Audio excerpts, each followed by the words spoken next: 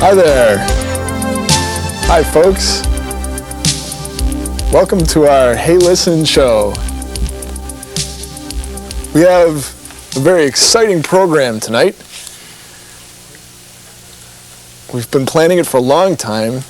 Something special for Rochester itself. It's entitled Bases Loaded. It's great. We're going to have two guests tonight who themselves are affiliated with the Rochester baseball team.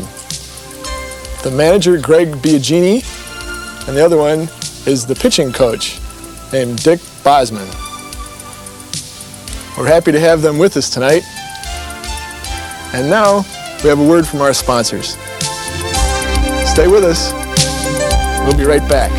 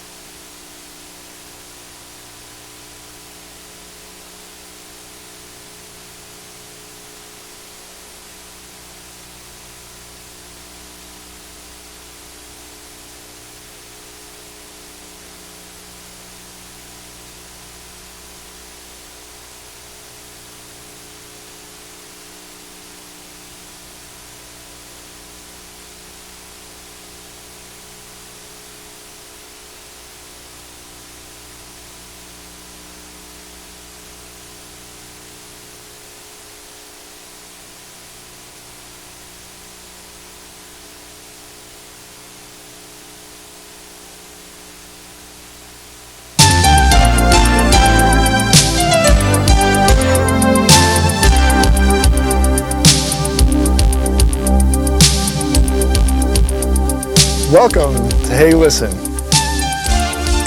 our great TV show. Tonight's topic is Bases Loaded. As I spoke about, we have special guests with us tonight. Greg Biagini, who's the manager of the Rochester Red Wings. We also have Dick Bosman, the pitching coach. Greg and Dick, we're very honored to have the two of you with us tonight on our show. It's very exciting, really. First, Greg, I'd like to ask, maybe you can tell us a little bit about yourself, your background, maybe where you come from. I come from outside Chicago, Northbrook, Illinois. I grew up there. Attended Iowa State University. Played professionally for 10 years with Montreal, Seattle, and down in Mexico. I finished out my career. And the last 7 years now I've been working for Baltimore as a manager.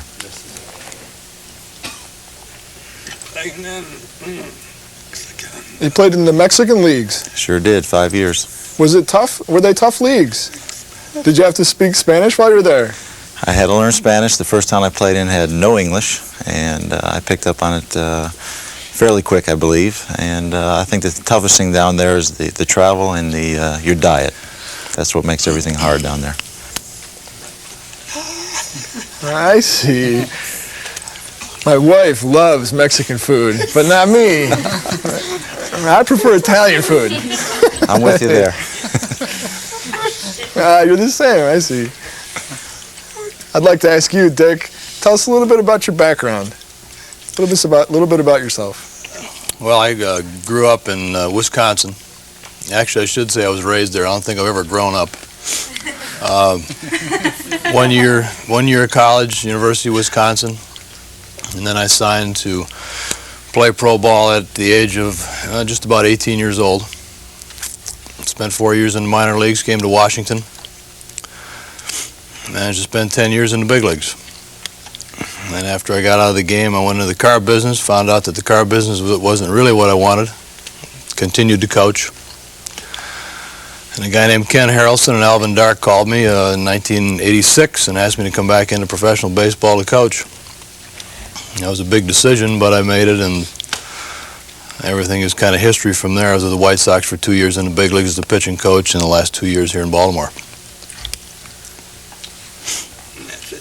That's interesting. Yeah. Speaking about backgrounds, maybe the two of you would be interested to know about the first deaf professional baseball player who played for Cincinnati, the Washington Nationals, and the Chicago White Sox. His name was William Dummy Hoy. This was a way, in the old days they named players dummy, not because they were stupid or dumb, but many of them couldn't speak or didn't want to speak. They were mute, so they called him Dummy. His name was Dummy Hoy. He was the one who invented the strike sign that's used today. The reason was because he couldn't hear the umpire saying strike. So one day he wrote a note saying, why don't you use your arm like this with your right hand? And if it's a ball, don't do anything. And the umpire checked it out and said that was a good idea. And since then, it's become the tradition. That helped not only deaf players in the game, but players in the outfield. In 1890s, scoreboards were very poor, rudimentary, so you could see the arm pretty well. And the stands, too, it helped out. You could see the arm saying strike for that. And that's become the traditional mark of many umpires, how they gesture strike, or like this strike, or like this strike. There's a variety of different ways. So, where would baseball be without the strike sign, And speaking about baseball signs, Hoy also suggested a few other signs, like out, safe. But judging by how many different signs or signals that I see in baseball on the diamond today, you coaches and managers, you are very creative and inventive, actually more than deaf people themselves. I wonder if you can tell us a little bit about your signs or signal systems, like this. We have our signs. If I'm in the coaching box at third base, we don't want the other team to know what's going on, so I have signs for steal on the pitch, steal if you get a jump, hit and run, different bunts, a sacrifice bunt, the squeeze bunt, bunt for a hit. I'll have a take sign, I'll have a hit sign, I'll have a repeat sign. If I don't want to put the original sign back on, I just hit another sign, just repeat it. And it's usually all comes after an indicator, so somebody knows that the next sign I'm going to give is a hot sign, and that's what we're going to do. Okay, perhaps you could give us an example of, 7 or 8 different gestures, like this sort of thing. Well, that's good. Which is the exact sign?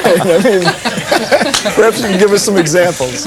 A lot of times managers might use one side of the body just for hitting or hit and run, and the other side of the body they can use for steal, so the players don't get confused. If I'm on the left side all the time, that they know something's on the run. If I'm on the right side, it might be a bunt, or they're just swinging away.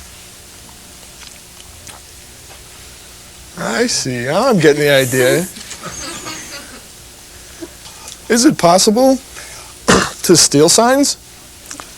I mean, perhaps other teams might copy your signs, or what happens when a player is traded to another team, and shortly after that, that player is on the opposing team from your team? Do you change your entire sign system? How do you handle that? I haven't had that happen too often, but I'm sure if it did, I would change the signs immediately. If there's some nights I feel the other teams have got my signs because guys are stealing, they're pitching out, and it happens too often. Then I just start watching. Maybe I'm going on the wrong count. I'm doing everything on the same count all the time, so they're just pitching out on that count, and I have to be careful if I'm like 2 balls, 1 strike's a good running count. Maybe they're pitching out, giving us 3-1, but they keep throwing my man out. I have to be aware of that. Sometimes I do feel the other team has it. We'll just talk to the players and maybe just change the indicator for that one game.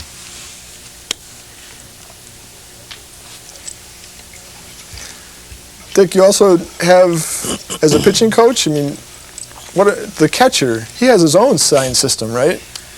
This sort of thing near the glove, but he only uses one hand, like this. What do those things mean? Basically, there are 2 different sets of signs that we use with the catchers. All right, now the catchers, of course, have signs with the pitcher, and really what we like to do is the catcher is going to suggest a sign.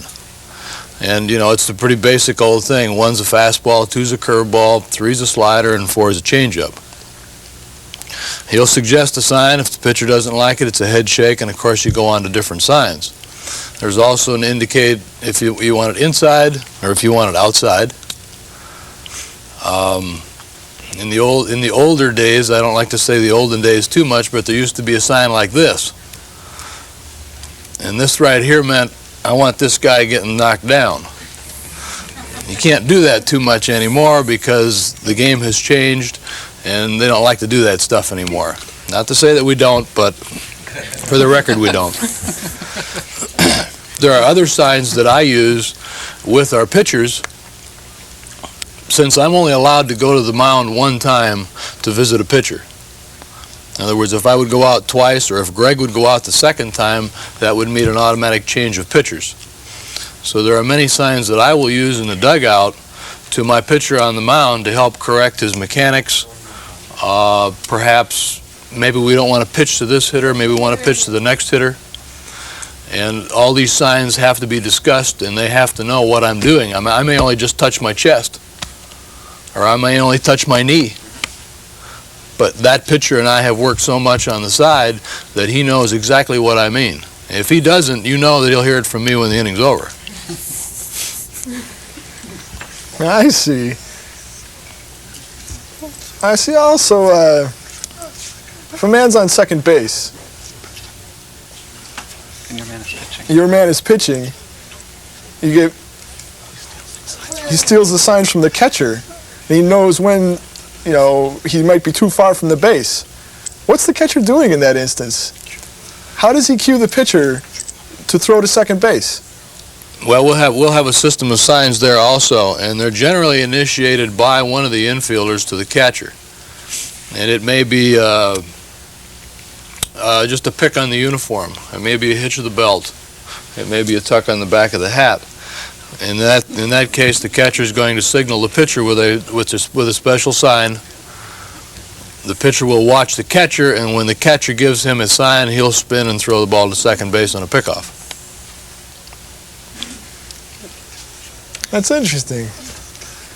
Sometimes you have signs on the back of the head. What happens if people scratch their head at the wrong time?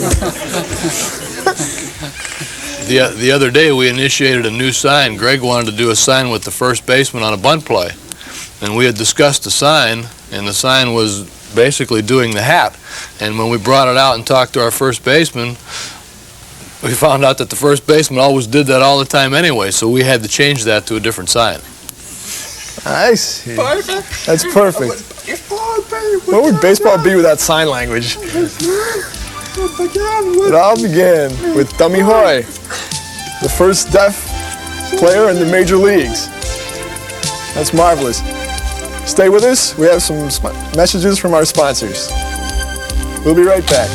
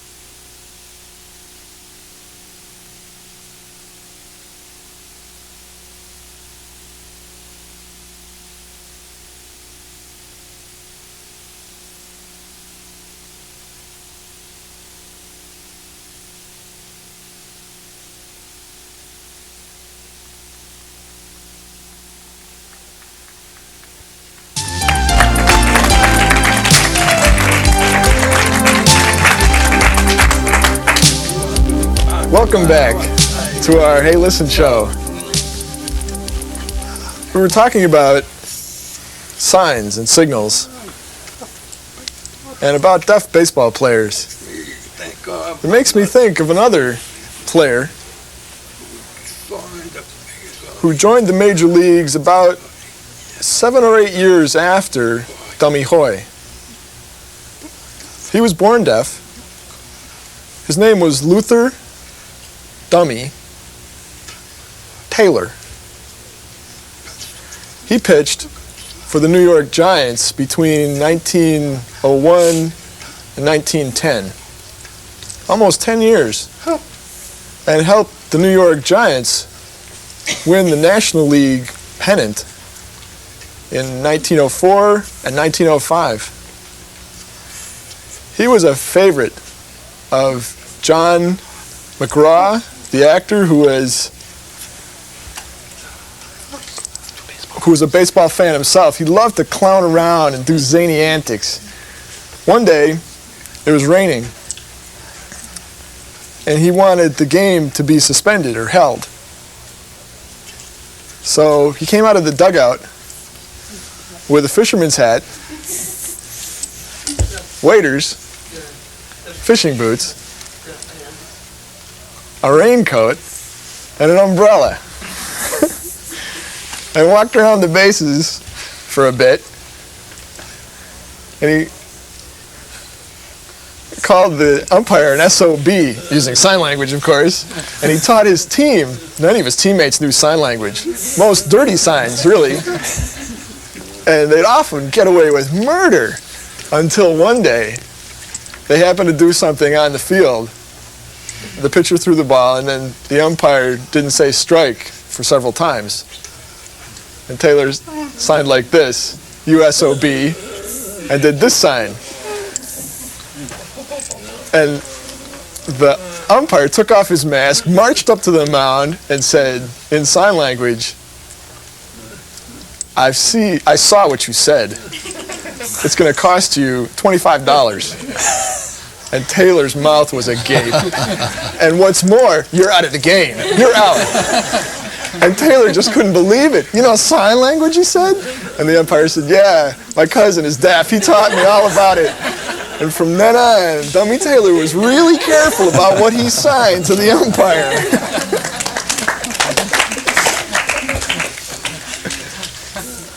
Many stories, colorful stories from the players. To talk about umpires and the strike sign. There's many interesting ones. I mean, they have quite a few different gestures, except for one. And that person is from Rochester. His name is Ken Kaiser. Do you ever see him do the strike sign? It's like this. I mean, it's so fast. No deaf person could see this sign. I mean, it's sort of proof that the hand is quicker than the eye. I wish Ken Kaiser would slow it down. Or do the whole thing in maybe slow motion. Even with the voice. That would be great. You know, there's many great baseball stories. People think that baseball players are born. I mean, you're a born hitter or a born pitcher. You know, like in the movie, The Natural, you know, the natural hitter, the natural pitcher. But we know that often you can teach a player to improve his pitching or his techniques. Or if a hitter or a pitcher is in a slump. What are some of the techniques that you use to improve a hitter when they're in a slump? A lot of times we go back to basics. We'll work off a batting tee, or we'll just do some soft toss where I'm close to him and just underhand the ball to him. He hits it into a net. And we just try and get his swing back to not too much of the body's moving. He's just getting in a cock position and then just swinging with his hands. And we're trying to get him to swing level. But it basically goes back to getting back in a loaded position. We call it loaded position. Majority of the weight is on their backside, and it's just a short stride, and then let their hands work. And once the bat head gets through the hitting area, the rest of the body will follow. But if the body goes first, that's what the problem with most young hitters is. They get too much body into it. I see. Is the same true for the pitcher? There are a lot of similarities in teaching pitching and hitting, and a lot of it is just like Greg says. When the body goes first before the bat, just like if the body goes first before the arm and the ball, you get into a rushing position where you're not able to get the ball out front. And you go back to basics. You go back to the fundamental things that got the kid where he's at, and you continually renew that in their mind. And you know, my goal, and Greg's too, is that we want to make them their own best coaches so that they can make those adjustments quicker. Rather than lose a game or a 2 or 3 or maybe a week, they're able to make those adjustments quicker by knowing themselves better. So baseball involves a lot of technique, and that's where the two of you come in as managers and coaches. I see. I understand that. What about other techniques that I understand that players are required to master, like the double play? You know, first to the shortstop, then to the second baseman. He taps the bag and throws to the first base. Or from the second baseman, catching the ball, throwing it to the shortstop, he touches the bag and then it's thrown to first base. I'm wondering when I watch that on television or in the baseball park when I see it, do they really touch the bag? Or is this some kind of optical illusion? I think a lot of How would you times answer that? the umpires will let it go that they don't have to touch the bag. It's called in the area. A lot of guys will touch it, come across it. A lot of players, if they know that the runner is coming down hard on them, they're going to get out of there. And the majority of times they don't have the ball yet while they're out of there. And as long as they're in the area, most of the time the umpire is going to call it. In the area, I see. What are some of the most demanding or difficult things that players have to do during the course of a game? I know Ted Williams, one of the best hitters in all of history, said that the hardest thing in any sport, in baseball it's the throwing, it's the pitcher. Is that true? Are there other more difficult things that baseball players have to master in order to play the game well? My college coach always said that baseball was the hardest sport because you're taking a round bat and trying to hit a round ball square. And the ball's moving, sinking, sliding, knuckleballs, change-ups. The ball's constantly moving. You're trying to put a round bat on the round ball, and it's the hardest thing to do. Does that involve pitching as well? I'm sure that's where you come in. What is this? What is a sinker or a slider? And when I was young, in the 50s, and my teacher would call things a drop ball. But today, what are the different terms for a fork ball, a flush ball, a sinker? Maybe you could describe the different terms. You know, it all relates to how they hold the ball, correct? That's pretty true. We're using different terms of the same pitches that you knew in the 50s or whenever. I don't really think any new pitches have been created. You basically teach two different fastballs. You teach a cross-seam fastball. It's a ball that rises. You called it a riser. A sinking fastball is the one that you hold between the seams. And again, you throw it overhand, and that ball has a tendency to sink instead of rise. And again, it's the effect of the air on the baseball based on how the seams act on the air as it goes to the plate. Now, your breaking balls, of course, the drop ball is today's curveball. And that's a ball that looks like when it comes right up to the plate, it just drops right off the table, straight down. The slider, which is something that Ted Williams said years ago has changed the course of history in hitting, is really a flat curveball. Instead of going straight down when it comes up to the hitter, it breaks across and down on a shorter plane. It looks like a fastball, but as it gets to the plate, it breaks away from the right-handed hitter if you got a right-handed pitcher and tilts away. The slow ball, or whatever you wanted to call it back then, is the changeup. And there's a lot of different ways to teach it, but the illusion to the hitter is that it's a fastball and it just doesn't arrive as quick. And you do that through a grip, Everything else looks the same. You've schooled a hitter into thinking he's going to get a fastball all the time, and yet he has to react off of that arm speed, but the ball just doesn't arrive as quickly.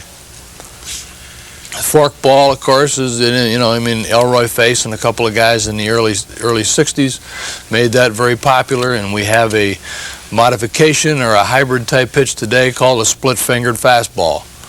And you're just holding the ball a little bit different. Some kids can throw it, some can't. It's not for everybody. It's not a miracle. If a kid shows up and he throws it fairly well, I'd be the last guy to stop him from throwing it. But I'm not a teacher of the forkball per se. Knuckleball is a freak pitch, very difficult to teach. Unfortunately, the better a knuckleball is, the harder it is to catch. And if the catcher can't catch it, we got lots of problems. So I'm not going to teach that. What was the name of the pitcher you say that threw the blooper? You know? The blooper, Rip Sewell. You never thought it would come down. What was the name? Seems to me it was Rip Sewell. Rip Sewell, right? I'll never forget.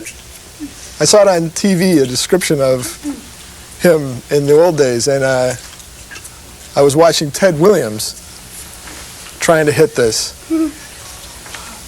And Sewell threw the ball. I mean, it just seemed like it would never come down. And Ted's watching the whole thing and hits it perfectly. But it sunk. I mean, Ted was so excited, that he finally hit it. Well, we have to take a break again, have a word from our sponsors, and we'll be right back.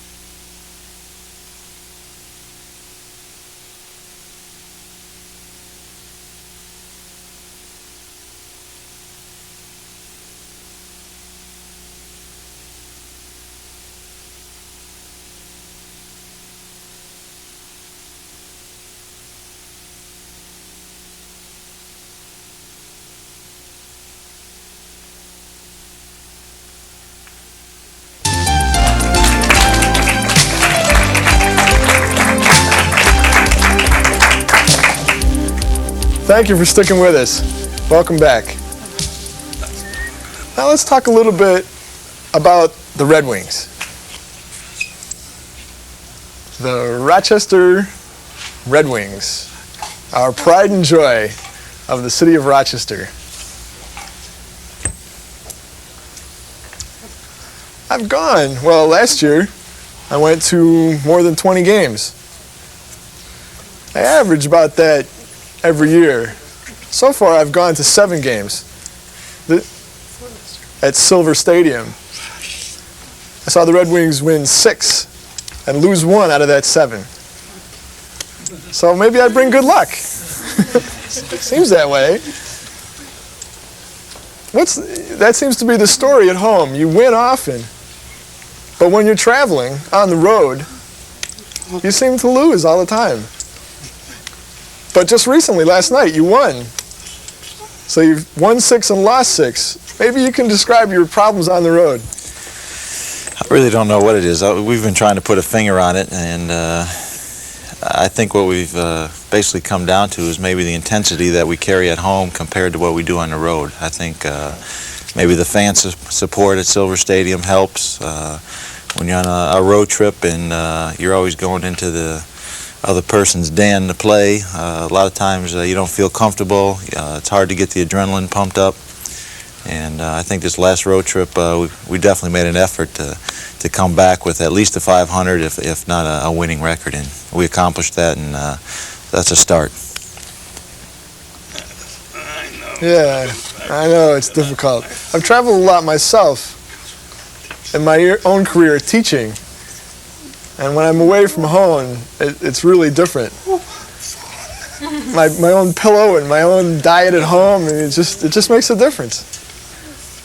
When you mention the fans, it's important, isn't it, to have people in the stands, rooting for the home team? Is that right? It is, because when it comes down to crunch time at the end of the game and the fans are getting into it, it's a tight ball game, I think the adrenaline kicks in a little bit more, and I think the players like to see that the people are behind them and that somebody's really supporting them.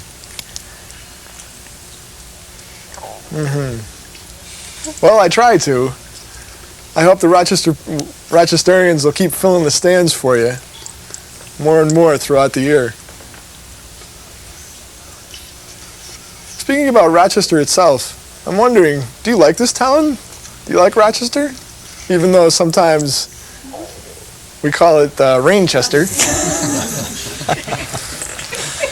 I do. I've been in Charlotte the last 3 years, and even though the weather was sunny down there, it was quite hot, humid, and I'm enjoying the cooler weather here in Rochester, and it's nice to be in a different league and meeting new people. What about Silver Stadium? How does that compare with other baseball parks in the AAA league? I think Silver's got it's a good stadium. It's not going to compare with something like the stadium in Buffalo or the stadium in Scranton. I mean, those are high-tech, new design type stadiums, and they've been made to bring the people in just to see the stadium itself, not only the ball game. And I think it's a homey stadium here. The people should enjoy coming out here. They're close to the field. They get an up-close view of the players, and I think the players enjoy that when the people are close. Is it easy to hit home runs at Silver? Well, I think you've got a short porch in right field here, but for a pitcher, from a pitcher's point of view, you try and use that to your advantage. A lot of times you'll get ball clubs coming in here with a lot of left-handed hitters that try and hit the ball out over there, and you can use that to your advantage if you really coach and teach your pitchers to use it that way. I see. We mentioned about the idea of the team and how important it is to develop a winning attitude with what you have. With, the horses you have to work with. Same as me in my business, working in the classroom. I always don't have the pick of the crop for whoever's going to join my class. The Baltimore Orioles organization, is it a pleasure to work with them? I mean, how does it function? Have times improved with them? I think they have. For me personally, this is my 7th year now, and since I started in '83, the last 2 years, there's been a lot of improvement. I think they're going back to basics. They're going to try and develop the players through their own system, not go outside the system and get the free agents. And I think when the players see this, that they work harder at trying to develop their skills and get into the major leagues because they know the opportunity's there and they're going to be looked at. I understand the goal of every player is to get to the major leagues. Is that right? I mean, that's really what people are preparing for. And some people have to accept disappointment when, perhaps you have to accept disappointment when they're taken out of your roster. You do. I think if a player is at this level and doesn't expect to make the major leagues, I think you ought to start looking for a new career. You're only a phone call away, and if you have a good season or somebody gets hurt up at the major league level, you never know what can happen. And, you know, we're here to develop players for Baltimore, and we're doing our best to try and have people ready in case there is a need up there that they can dip down here to Rochester, even though the people here don't appreciate that always. But that is our job, that we try to get the players ready for the Orioles.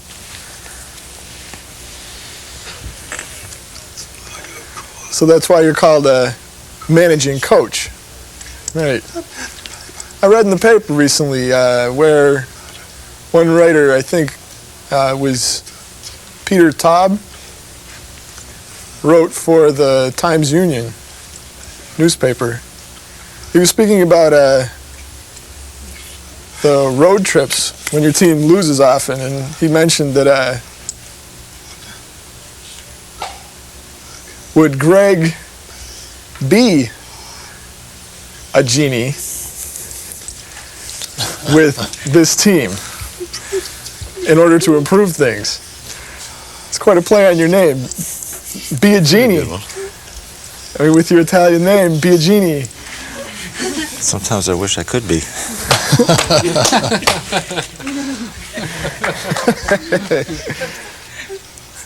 I know what they mean. I mean, it seems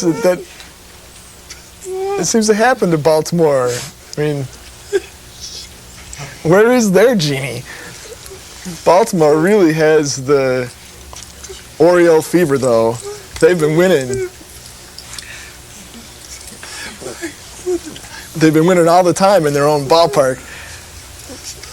And many, you know, I'm forgetting that many of their stars have come here from their farm team, and we're actually pretty proud of that in Rochester, and proud of the work that the two of you have been doing with the team. Dick, I wanted to ask. I'm old. In sign language, this is a sign for experience because of the white hairs, you see. And I've seen many baseball games. One good friend of mine is Brooks Robinson. I used to teach at Gallaudet University in Washington, D.C., and I lived in Maryland at the time, and I would go to see the Baltimore Orioles play often. But before that, they had the old Washington Senators. While I was teaching at Gallaudet, I would go to see you pitch in 1966. That was when you were a rookie. You were good. Later, when you moved to Cleveland and you pitched a no-hitter and a no-run game, how did you feel about that? I mean, were you sweating it out? You have a tremendous memory, and I appreciate you remembering that I played there. That's quite a while ago already. You know, when I was in Washington, I pitched 3 one-hitters, and one of them was the first guy led off the game with a bunt single, Cesar Tovar with the Minnesota Twins, and then I retired 27 in a row. And after that game, I said, I really feel like I'll pitch a no-hitter someday, not knowing that I would have a bad arm in between and be traded twice before it ever really happened. But sweat it out, yes. I remember the 8th and the 9th innings when I really knew that it was at hand, and that I really felt like unless they break a bat, or unless somebody really gets lucky and hits a ground ball where somebody is, and I had it. But, you know, it's a spontaneous thing. You certainly don't plan it. I mean, every time you go out and pitch, you try and pitch a no-hitter. Obviously, you don't want to give them any runs, and you start with not giving them any hits. But, of course, you know, as Tom Seaver always says, pitching is an art of perfection that we never totally achieve in a game. And, of course, you know, I was fortunate enough to have that happen once in my life. And, incidentally, it's the only time I ever had a no-hitter. Well, that's great. You know, I can look back. You can always look back on that. Your name in the record books. That's marvelous. We're proud of that. Our pitching coach had a no-hitter. That's great. One last thing that I wanted to speak about was more and more we're seeing baseball pop up in movies. 8 Men Out, Major Leagues, Bull Durham. How do you explain the interest in baseball in the movies? Do you know what sparked it? I think there's just a resurgence in the interest even in the minor league levels now that I think that they can put it on a Hollywood screen and make it look maybe better than it really is, and it comes across great and the people enjoy it and you know, come out of there laughing. They make it funny, they make it comical, and everybody enjoys it. Well, it's great to see it. I mean, that's baseball, the American sport. It's the #1 sport. We hope all of you fans will really stick with us. We'll be talking more about baseball and having our audience participate in our 4th segment. We expect some good questions from these two guys. We have a word from our sponsors now. Stick with us. We'll be right back.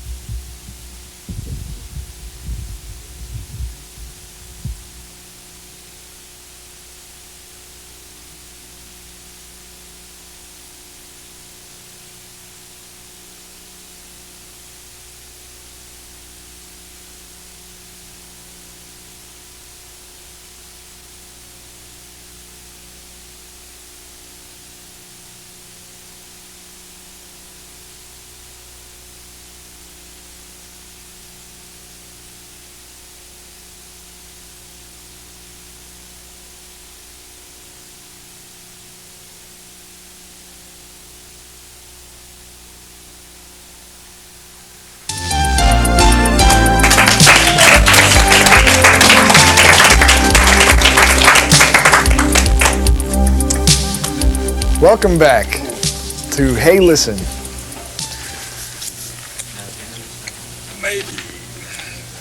Perhaps before I ask for the audience to ask you some questions, all of you might be interested to know that just recently we have another deaf person who has started to make the climb, and we hope that he'll arrive into the majors someday.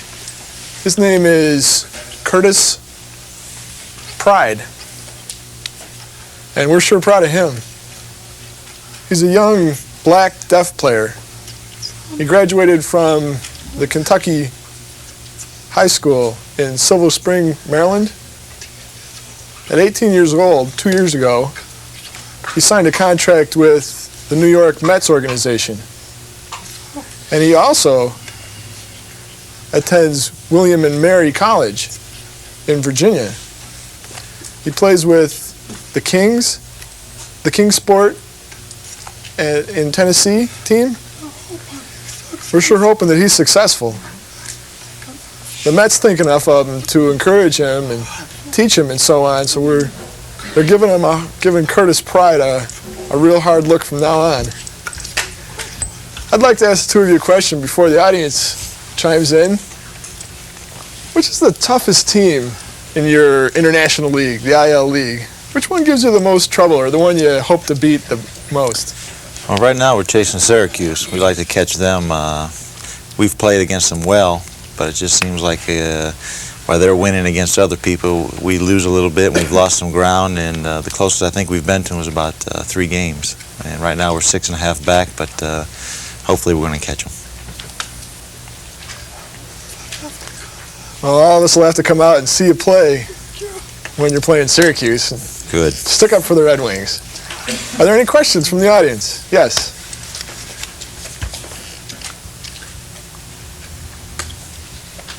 I know that we have several baseball idols, but I'm wondering, what are your baseball idols? Who are they? When I was growing up, I grew up outside Chicago, and Billy Williams was my idol. He was a left-handed hitting outfielder with the Chicago Cubs, and I used to go out in the backyard try to idolize him. For myself, I also grew up in southern Wisconsin, which is kind of close to where Greg is from. And I watched the Chicago Cubs and the White Sox on television, and also the Milwaukee Braves. And there were several pitchers with the Braves. Warren Spahn and Lou Burdette were two of the pitchers that I kind of emulated through my young career, and sat in those grandstands in left field and said, someday I'm going to play out there. And I was fortunate enough to do that, but that's what I remember. That's great. Very interesting. Other questions? Yes.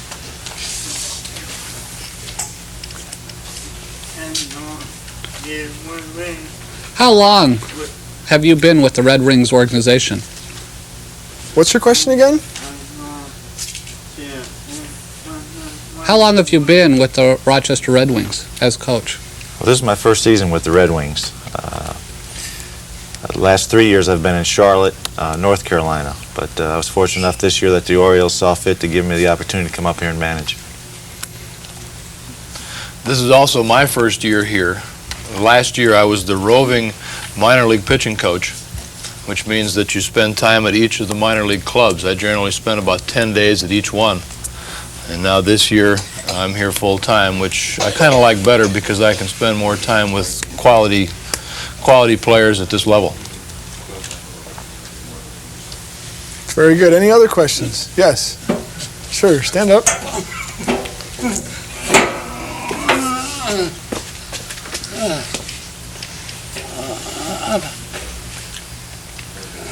I've been stranded in Rochester. I was wondering,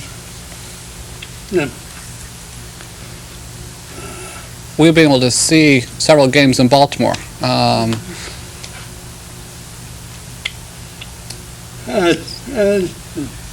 It has been,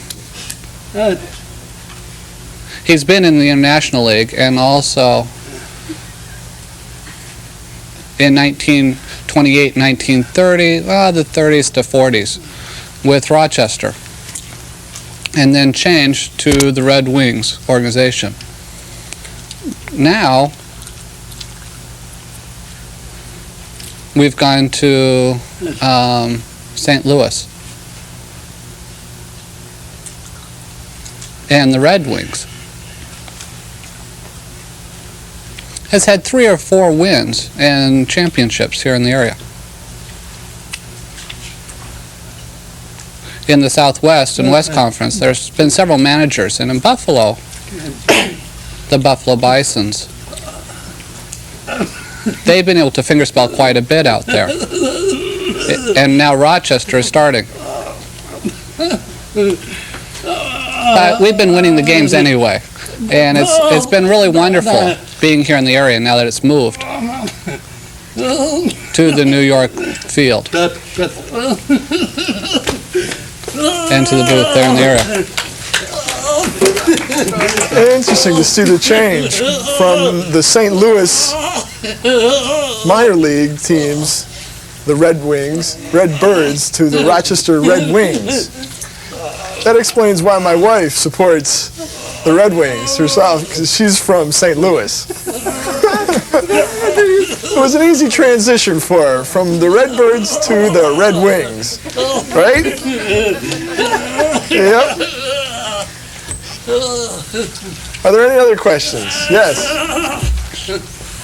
Most people from Chicago area. Most people from the Chicago area grew up hearing the words Santa Kessinger, Banks, like myself. Crocker Banks, like myself. Really knew much about what happened But we never knew much about the people who got hit by pitches. We see people just rub it off. Bones break? Do bones break or what? 90 miles per hour. You know, at 90 miles an hour ball, what happens to a person's body? Occasionally, players have gotten hit in the wrist and it has broke their wrist, like a hairline fracture type thing, or in the hand, broken a bone in their hand.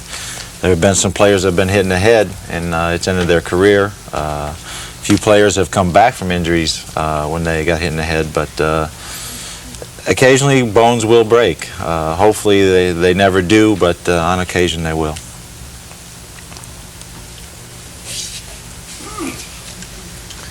Yes, other questions? I understand that recently one of your own players got hurt. As he swung, the ball came up and hit him in the eye. Is that right? Who is that? And how is he doing? Is he all right now? That was Walt Harris, and he was going to push a bunt down the first baseline and pitch it through the ball up and in. And I don't know if it was out of self-protection or he actually tried to bunt the ball, but the ball glanced off the bat and hit him right in the eye. It crushed his orbit, and they've repaired it, and hopefully in 8 to 10 weeks he'll be back playing again. I sure hope so. He's a good player. Other questions? Yes. Did you have another one? There you go. Yes.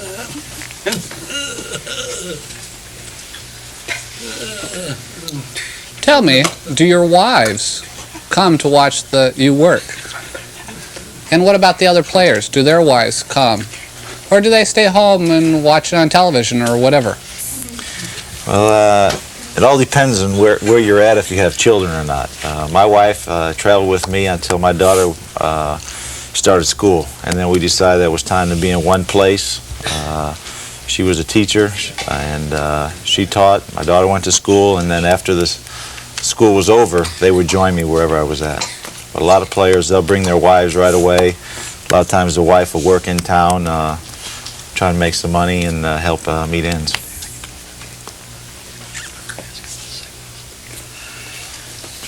Other questions? Yes.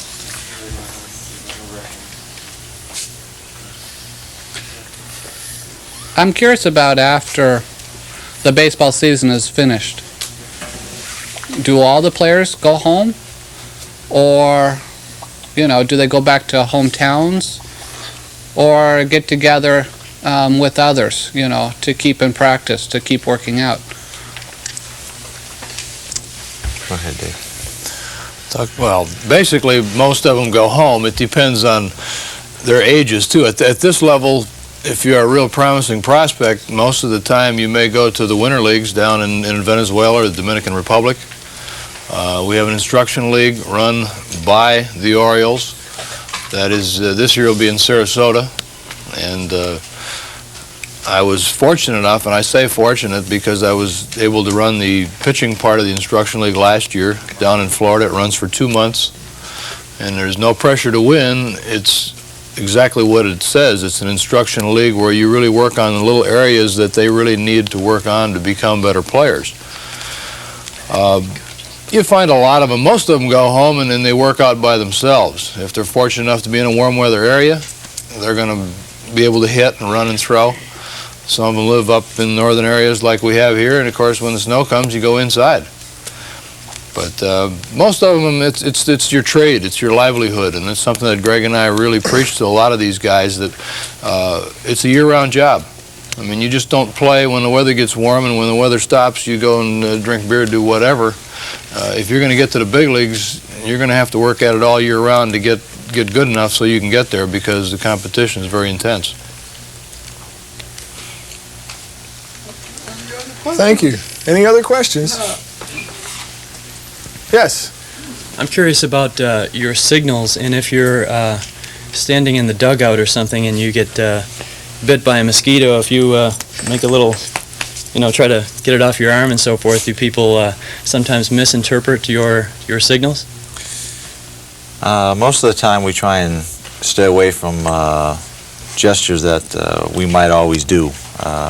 Like if I'm going to put a bunt play on from the dugout, I have specific signs that they will know that whatever sign I start to touch, that there'll be a sequence, and they follow the sequence. It won't be just one sign. There's usually an indicator that's going to tip somebody off that, yeah, the sign's on, and not just some absent-minded gesture.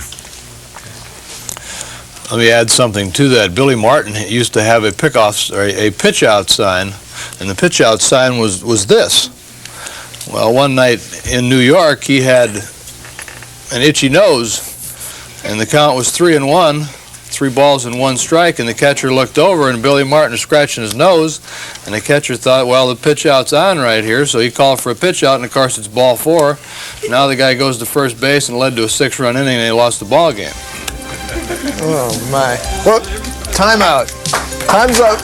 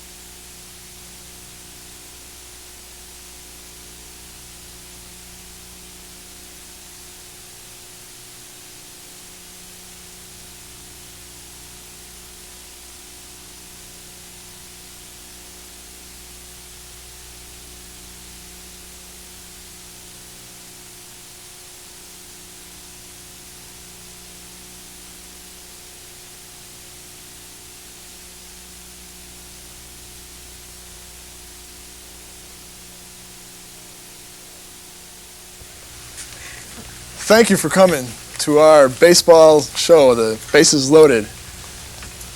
The pitcher and pitching coach Dick Bosman and Greg Biagini. We have a shirt from each of you. Thank you. And perhaps you'd like an autograph? Great, lucky you.